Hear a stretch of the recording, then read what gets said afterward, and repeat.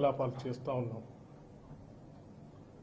అలాగే పట్టణాల్లో ఆయా నగరాల్లో నివసిస్తున్నటువంటి ప్రజానికం గురించి పేద మధ్యతరగతి కుటుంబాలకు సంబంధించినటువంటి వాళ్ళకి, బలహీన వర్గాల కుటుంబాలకు సంబంధించినటువంటి వాళ్ళకి పెద్ద ఎత్తున ఆలోచన చేసి అనేక సంక్షేమ కార్యక్రమాలను కూడా చేపట్టడం జరిగింది.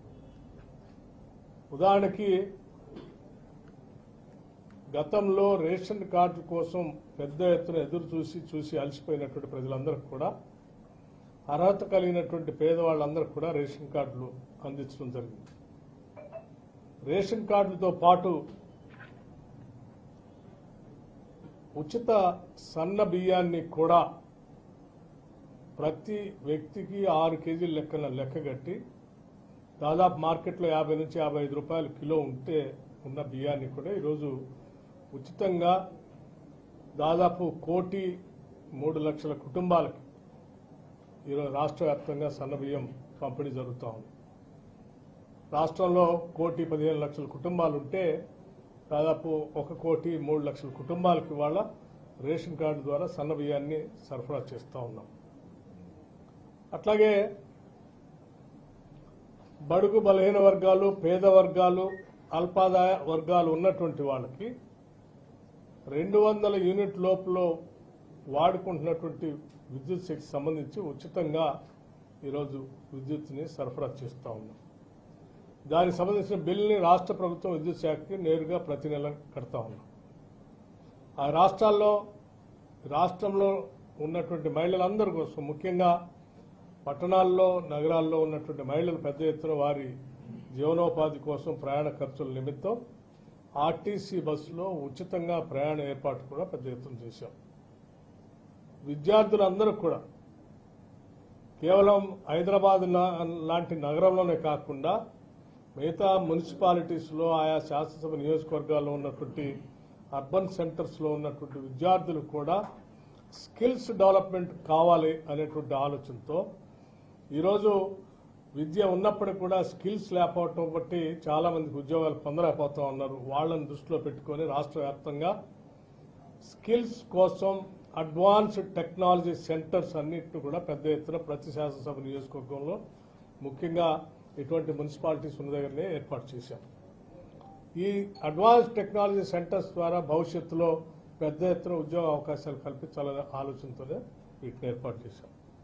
అలాగే విద్యార్థులందరూ చదువుకోవటానికి young India integrated residential schools కూడా రాష్ట్ర వ్యాప్తంగా ఏర్పాటు చేస్తూ ఉన్నాం.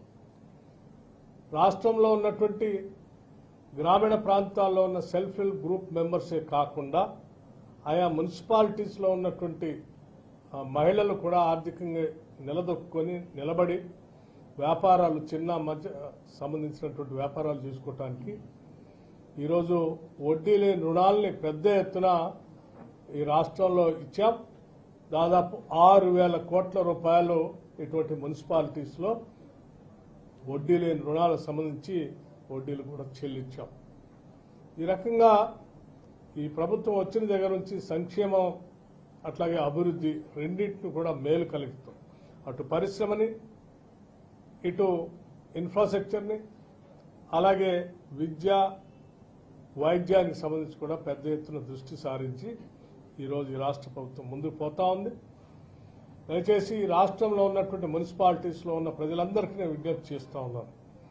మొదలుపెట్టినటువంటి ఈ సంక్షేమ అభివృద్ధి కార్యక్రమాలు ముందుకు తీసుకొని పోవటం కోసం పెద్ద ఎత్తున మీరు ఈ ప్రభుత్వాన్ని ఆశీర్వదించి కాంగ్రెస్ పార్టీ పెద్ద ఎత్తున ఓట్లేసి అభ్యర్థులను గెలిపించవలసిందిగా విజ్ఞప్తి చేస్తూ ఉన్నాను.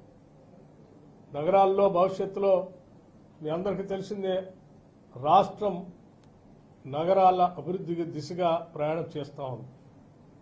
అందుకే మీరు ఈ రాష్ట్రాన్ని ఒక ప్రణాళికాబద్ధంగా అభివృద్ధి చేయడం కోసం, ముఖ్యంగా నగర రాజ్యంగా మారుతున్నటువంటి అర్బనైజేషన్ పెద్ద ఎత్తున పెరుగుతున్నటువంటి ఈ రాష్ట్రంలో మున్సిపాలిటీస్లో ఉన్నటువంటి పరిస్థితులకి ఉద్యోగ అవకాశాలు, ఉపాధి అవకాశాలు వస్తేనే పెద్ద ఎత్తున వాళ్ళకి ఉపయోగం ఉంటుందనే ఆలోచనతో రాష్ట్ర ప్రభుత్వం కోర్, ప్యూర్, రేర్ అని 3 దశలుగా విభజించి,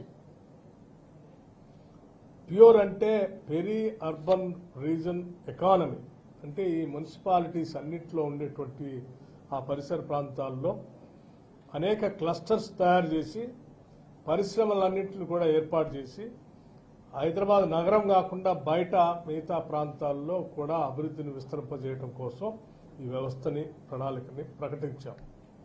అట్లాగే regional rare agriculture regional economy, rural agriculture regional economy rare, ఈ పరిసర ప్రాంతాల్లో కూడా ఆగ్రో బేస్డ్ ఇండస్ట్రీస్ని పెట్టి, అంటే అటువంటి పరిసర ప్రాంతాల్లో కూడా ఉన్నటువంటి మున్సిపాలిటీస్కి అందుబాటులో ఉన్నటువంటి వ్యవసాయం ద్వారా పండేటువంటి పంటల ఆధారంగా పెట్టేటువంటి పరిశ్రమలతో ఆగ్రో బేస్డ్ ఇండస్ట్రీస్ పెట్టి ఆ ప్రాంతంలో కూడా వాల్యూ యాడెడ్ ప్రోడక్ట్స్ తీసుకురావటమే కాకుండా అనేక పరిశ్రమలతో ఉద్యోగ అవకాశాలు కల్పించేటట్టుగా ఒక